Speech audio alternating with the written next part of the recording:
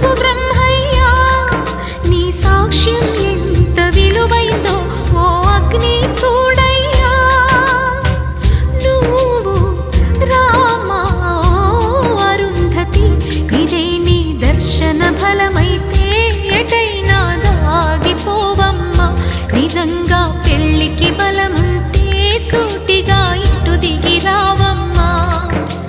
పందిరి వేసిన ఆకాశానికి ఇవ్వమ్మా ఆహ్వానం